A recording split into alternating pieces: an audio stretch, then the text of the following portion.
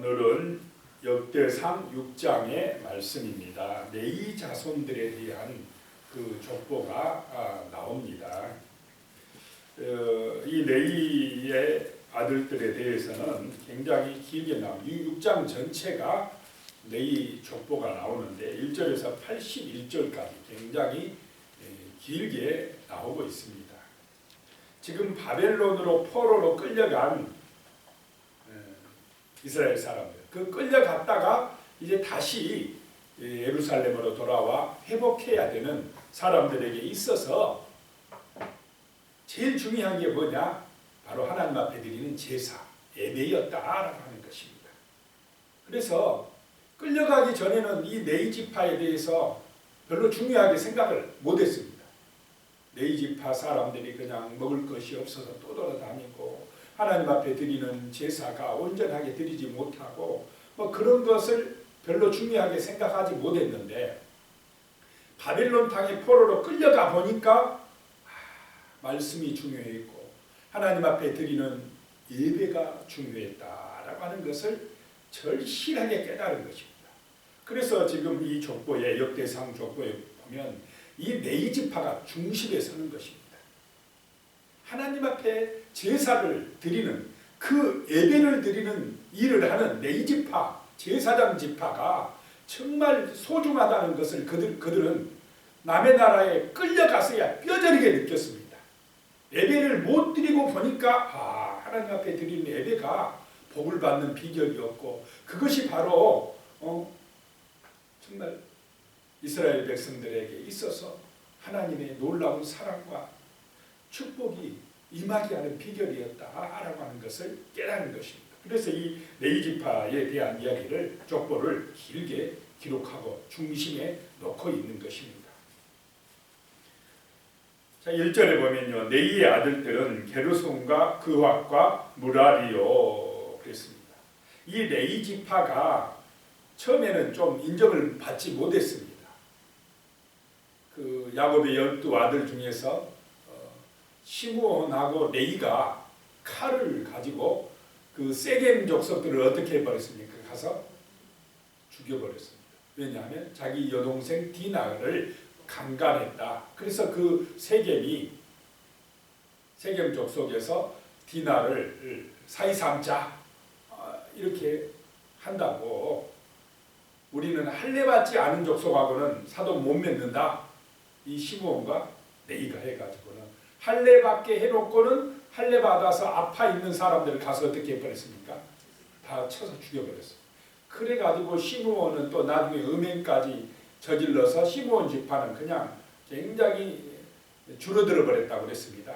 그런데 이상하게 그 같은 범죄를 했던 혈기를 부렸던 레위 지파가 인정받게 된 사건이 있었습니다. 거룩하게 된 사건이 있었는데 모세가 시내산에 십계명 하나님의 말씀을 받으러 올라갔을 때 아론과 그 백성들은 밑에서 무엇을 만들었습니까? 자기들을 위하여 금송아지를 만들어 놓고는 모세가 내놓지 않는다고. 금송아지를 멋지게 금으로 만들었으니까 얼마나 빛이 나겠습니까? 그러면서 우리를 인도할 하나님이다 그래요. 금송아지를. 자, 누구를 위해서 만들었다고요? 자기를 위해서. 눈에 보이는 신을 만들었다는 거죠. 그래 놓고는 하나님이라 그럽니다. 하나님의 말씀에 순종하기 위한 것이 아니고 자기들의 이익을 위하여 자기들의 욕심을 위하여 탐욕을 위하여 금송아지를 만들어 놓고는 하나님이다. 그리고 좋아서 막 기뻐 춤추고 있었다는 거죠. 그러니까 하나님께서 막 진노하셨죠. 모세야 빨리 내려가라. 내 백성이 지금 부패하였도다. 그래서 모세가 내려와 보니까 그렇게 하고 있었습니다. 그때의 모세가 하는 말이 여호와 편에 있는 자는 내게로 나오라 그럽니다.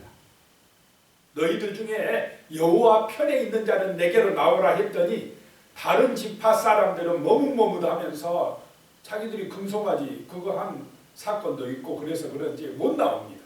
그런데 그때 레위 지파가 모세에게 나와서 하나님의 거룩성을 드러냅니다.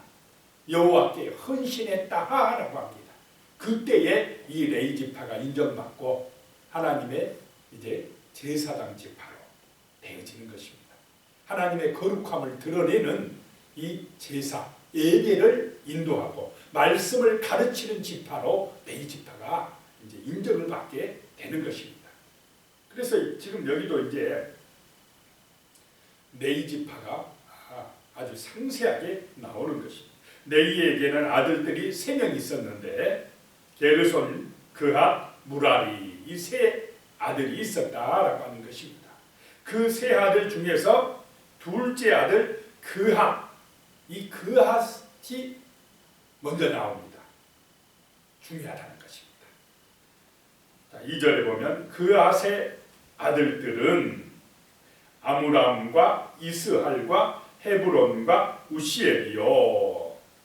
자, 그핫의 아들 아므람의 또 아들이 보면 3절에 아므람으로 연결되죠. 그 레위, 그핫, 아므람. 그 다음에 3절에 아므람의 자녀는 아론과 모세와 미리암이요. 아론의 자녀는 나답과 아비우와 엘르아살과 이다말이며 그랬습니다. 자, 여기서는 모세보다 누가 더 중요하게 나옵니까? 아론이 더 중요하게 나옵니다. 애굽에서 나올 때는 모세가 아주 중요했지만은 이제는 앞으로는 예배를 인도할, 제사를 인도할 제사장이 중요하다라고 하는 것입니다. 그래서 이제 아론 계열, 제사장의 아론의 자손들이 모세의 자손들보다 더 중요하게 여기고 그렇게 또 나오고 있습니다. 바로 이 그핫 자손 아론이 대제사장의 지파가, 대제사장의 가문이 되어진다라고 하는 것입니다. 그래서 하나님 앞에 백성들을 제사 드릴 때에 하나님 앞에 분향하는 그런 일을 하게 된다라고 하는 것입니다. 자, 이스라엘 백성들에게 있어서 하나님 앞에 드리는 이 제사 예배가 제일 중요한 줄로 믿으시기 바랍니다. 근데 이 예배가 무너졌기 때문에 이스라엘은 망해서 바벨론 땅으로 끌려갔다라고 하는 것을 그들은 이제 깨달은 것입니다. 아, 그렇다. 이 제사장 계열이 중요하구나. 레위 지파가 중요하구나라고 하는 것을 깨달은 것입니다. 자, 10절에 계속 제사장이 나옵니다. 나오다가 10절에 가면 요하나는 아샤라를 낳았으니 이 아샤라는 솔로몬이 예루살렘에 세운 성전에서 제사장의 직분을 행한 자이며 이 아사랴, 이 사람들은 제사장이라는 것입니다. 솔로몬이 세운 성전에서 제사장의 직분을 행한 자며 뭐 다른 스펙이나 다른 뭐 자랑할 거리가 다 별로 필요가 없다는 것입니다. 뭐가 중요하느냐? 제사장 직분, 하나님 앞에 예배드리는 일을 감당하는 것, 이것이 중요하다라고 하는 것입니다. 자, 우리가 예배드릴 때에 사람의 뭐 자랑거리 그것이 중요한 게 아니라 예배를 받으시는, 제사를 받으시는 그 하나님께 예배를 드리는 그 자체, 이것이 중요한 줄로 믿으시기 바랍니다. 그래서 하나님 앞에 나와서 예배 드릴 때는 세상 자랑이 필요합니까? 안 합니까? 교회 와서 예배 드릴 때 뭐 학벌 자랑하고 뭐 재산 자랑하고 뭐 다른 것 자랑하고 미모 자랑하고 이런 거 하면 됩니까? 하나님 앞에 예배 드릴 때는 그런 세상의 자랑거리가 아무것도 아니라는 것입니다. 그냥 하나님 앞에 예배 드리는 그것, 은혜 받는 그것이 귀중하다는 것입니다. 근데 이 아사랴라는 사람이 어떤 사람이냐 하면요, 우시야 왕 때에 이 우시야 왕이 자기가 성전에서 분향하겠다고 그럽니다. 왕이 하면 됩니까? 하나님 앞에 제사를? 안 되는데 왕이라고 권력의 힘을 빌어가지고 내가 그까짓 거 못하냐? 내가 하지? 라고 해서 성전에서 하나님 앞에 분향을 하려고 하니까 이 아사랴 제사장이 80명의 제사장들을 데리고 딱 들어갑니다. 왕이시여 멈추세요. 그것은 왕이 할 일이 아닙니다. 레위 지파인 우리 제사장들이 할 일이니까 하지 마십시오. 담대하게 외쳤던 사람입니다. 잘못하면 어떻게 됩니까? 죽게 됩니다. 죽을 각오하고 들어가서 하나님의 거룩성을 훼손하는 왕의 행동을 막았던 것입니다. 그랬더니 왕이 기분 나빠가지고 성질을 냈습니다. 화를 냈습니다. 그러자 이마에 나병이 돋았습니다. 그래서 이 우시야 왕은 죽을 때까지 나병에 걸려있다 죽게 됩니다. 어리석게 자기 생각대로 권력의 힘을 의지해가지고 제사장이 할 일을 자기가 하겠다고 나갔다가 그렇게 되었다라고 하는 것입니다. 이 아사랴 제사장이 그 역할을 했다라고 하는 것입니다. 그 다음에 5절에 보면요, 여호와께서 느부갓네살의 손으로 유다와 예루살렘 백성을 옮기실 때에 제사장 여호사닥도 가니라라고 말씀합니다. 자, 이 레위 지파에 속한 제사장도 바벨론 땅을 어떻게 했다는 것입니까? 끌려갔다라고 하는 것입니다. 그 이유는 제사장이 제사장 역할을 제대로 못했기 때문에 그렇다는 것입니다. 하나님 앞에 제사드리고 하나님의 말씀을 잘 선포해서 가르쳐서 이 레위 지파가 백성들이 우상에 빠지지 아니하고 바알과 아세라신, 미신, 점쟁이 그런 산당에 가서 우상에 빠지지 않도록 했어야 되는데 그러지 못했다는 것입니다. 레위 지파가. 그래서 레위 지파도 제사장도 어디로 끌려가요? 바벨론 땅으로 끌려갔다라고 하는 것입니다. 예배가 소중함을 믿으시기 바랍니다. 아무리 세상이 변해도 우리의 마음과 정성과 힘을 다하여 하나님을 경외하는 그 예배, 믿음 중요하다는 것입니다.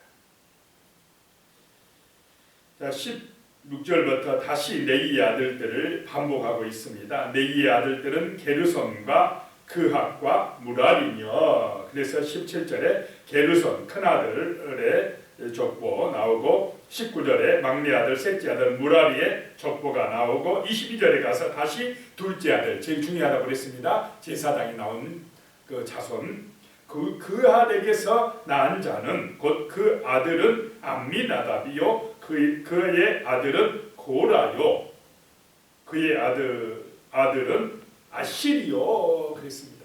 이 고라가 제사장 지파였다라고 하는 것입니다. 고라의 자손 하면 뭐가 생각납니까? 고라 하면 반역이 생각나죠. 반역. 모세와 아론이 하나님의 그 일을 하고 있는데 이 고라하고 다단, 아비람, 온이 고라가 주동이 됩니다. 주동이 돼가지고 반역을 일으켜가지고 하나님이 너희하고만 함께 하느냐 하고 모세하고 아론에게 대적을 합니다. 그러면서 250명을 데리고 와가지고는 반역을 하는데 그때에 하나님이 역사하십니다.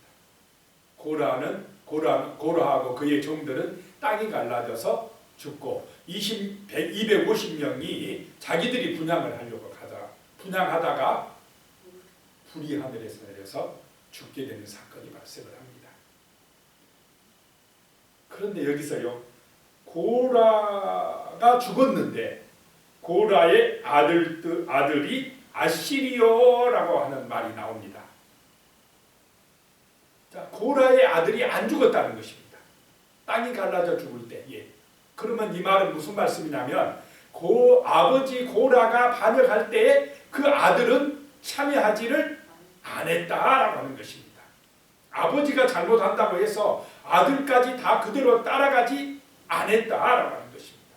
나중에 이 고라의 자손들이 찬양하는 사람들로 나옵니다. 또 하나님의 영광을 나타내는 기이한 일들을 하게 됩니다. 자, 아버지가 잘못된 길을 가도 아들이 안 갈 수가 있구나라고 하는 것을 여기서 보게 됩니다.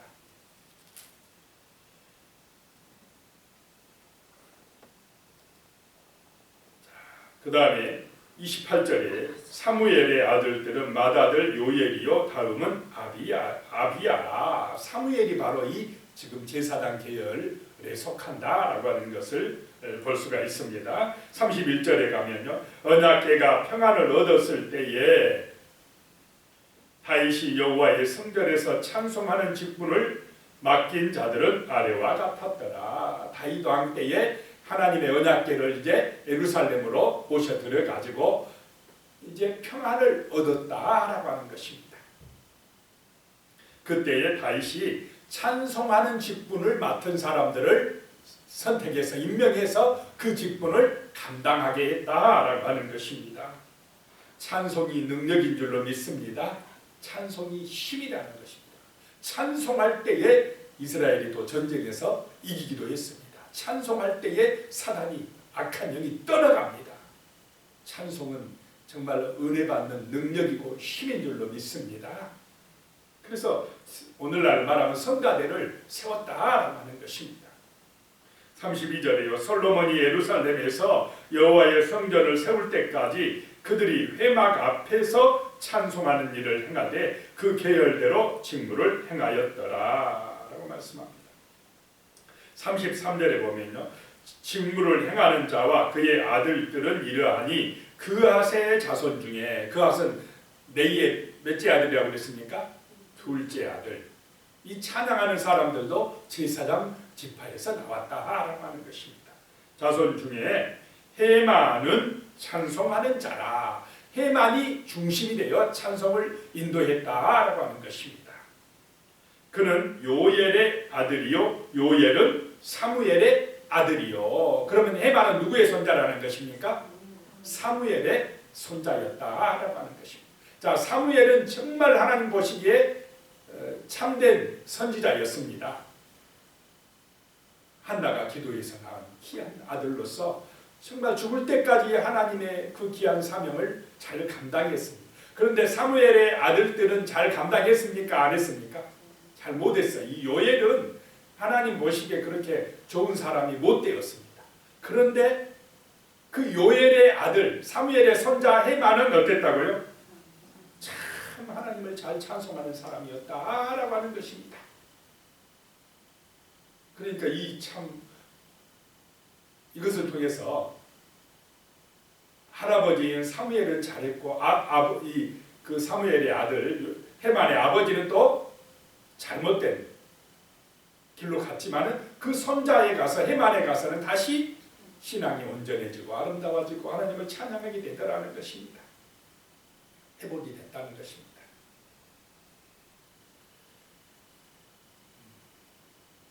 그래서 참 은혜라는 것입니다. 은혜라. 하나님의 은혜로 이렇게 되어진다는 것입니다. 그 다음에 39절에 보면요, 헤만의 형제 아삽은, 이 헤만은 그앗 네이의 둘째 아들의 후손이고, 그 다음에 형제 아삽은 네이의 첫째 아들 게르손의 후손이라는 것입니다. 게르손의 후손입니다. 이 아삽은 헤만의 오른편에서 직무를 감당했다라고 하는 것입니다. 그 다음에요, 44절에 가면 그들의 형제 무라리의 자손 중, 무라리는 네이의 몇째 아들입니까? 셋째 아들. 무라리의 자손 중에 그의 왼쪽에서, 헤만의 왼쪽에서 직무를 행하는 자는 에단이라. 에단은 기시의 아들이요, 기시는 압디의 아들이요, 압디는 말룩의 아들이요. 이 에단이라는 사람이 시편에 가면은 여두둔이란 말이 나옵니까? 안 나옵니까? 여두둔입니다. 이 사람이 에단이 여두둔입니다. 그래서 헤만은 중심에서 찬양을 인도하고 오른편에는 아삽, 왼편에는 이 에단이 같이 도와서 하나님을 찬송하는 일을 했다라고 하는 것을 보게 됩니다. 자, 그 다음에요, 49절에 가면 아론과 그의 자손들은 번제단과 향단 위에 분향하며 제사를 드리며 지성소의 모든 일을 하여 하나님의 종 모세의 모든 명령대로 이스라엘을 위하여 속죄하니 그랬습니다. 자, 이 지금 포로로 끌려갔다 온 사람들이 뭐를 회복하려고 지금 시도하고 노력하고 있다는 증거입니까? 하나님 앞에 제사, 예배를 회복해야 우리 이스라엘이 산다는 것을 지금 철저하게 깨닫고 네이기파를 굉장히 많이 서술하고, 네이기파 중에서 아론의 자손인 제사장들이 중요하고 그 제사장들이 하나님 앞에서 이렇게 번제단에서 분향하며 제사를 드리며 제성소의 모든 일을 하여서 모세를 통하여 말씀하신 명령하신 대로 행하여 이스라엘을 속죄하게 했다라고 하는 것을 강조하고 있습니다. 이 예배가 우리 성도님들의 삶의 중심이 되시기 바랍니다. 예배를 통한 하나님의 말씀의 은혜가 우리에게 임할 때에 정말 우리의 삶이 아름다워지고 거룩해질 줄로 믿습니다. 오늘 이 시대는 이 거룩이란 말을 싫어한답니다. 왜 거룩을 싫어하겠습니까? 죄짓기 좋은 세상이니까 그렇습니다.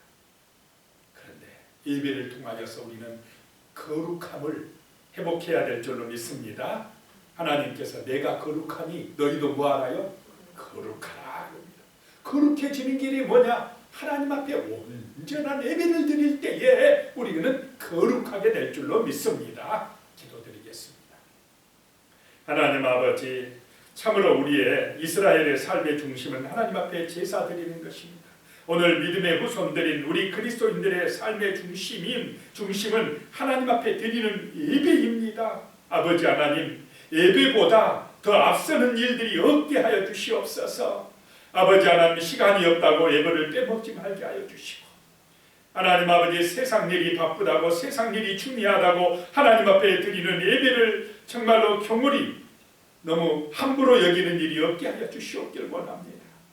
아버지 하나님, 정말로 하나님의 말씀의 은혜를 받을 때, 예배를 통하여서 찬송하고 기도하며 말씀의 은혜를 받을 때에 우리의 삶이 거룩해지며 우리의 삶이 형통해지며 우리의 삶이 우상과 제약에 빠지지 아니할 줄로 믿습니다.